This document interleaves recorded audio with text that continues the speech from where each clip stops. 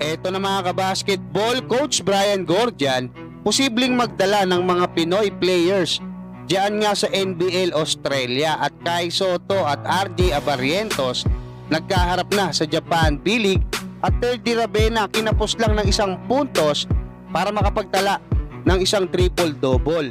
Kahapon nga mga kabasketball sa naging panayam ni Snow Badwa ng Spin.ph dito nga kay Brian Gordian ng Strong Group Philippines at kasalukuyang national head coach ng Australia Boomers ay sinabi nga nito na may 4 na player siya diyan nga sa Strong Group Athletic na kayang makipagsabayan sa malalaking liga gaya ng NBL Australia. At kabilang nga diyan sa sinasabi niyang 4 itong sila Kevin Tiambao, Justin Baltasar, Francis Iskandor at JD Kagulangan. Dahil sa size nito, saka mga shooters yung mga yan eh. At kanina nga sa naging usapan ng mga NBL experts sa Australia, ay nabanggit nga ng ESPN insider na si Olgan Ulok na sobrang interesado ang Adelaide 36ers na kunin itong serbisyo ni Coach Brian Gordian, especially ngayong patapos na yung kontrata niya sa kanilang national team. Umaasa daw ang Adelaide 36ers na sa kanila mapupunta etong ang si Coach Brian Gordian dahil paniguradong marami yung mga kupunan dyan sa NBL Australia ang makikipag-agawan para makuha yung serbisyo nito.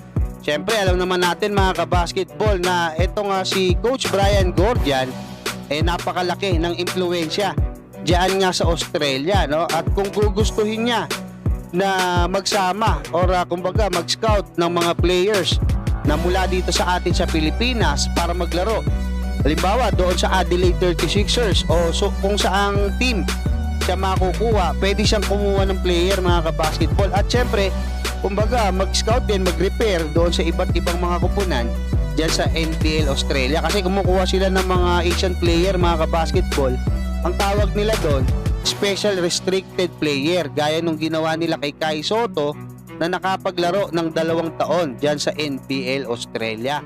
Maganda yan mga kabasketball, especially kung bibigyan niya ng magandang playing time yung mga Pinoy players natin, kasi yung NBL Australia nagiging daan na yan para makapunta sa NBA o sa iba't ibang malalaking liga.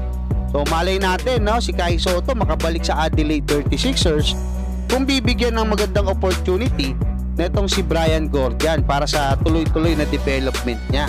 Sa ibang balita naman mga kabasketball, sa naging laban ni Kai Sotto at RJ Abarrientos dyan nga sa laban ng Yokohama at ng Shinshu, ay maganda yung naging performance nila kapwa mga kabasketball. Yun nga lang, nagwagi sa huli itong Yokohama sa pangunguna ni Yuki Kawamura na nakapagtala ng 32 points, 3 rebounds, 6 na assist at 2 steals sa loob ng 33 minutes sa paglalaro.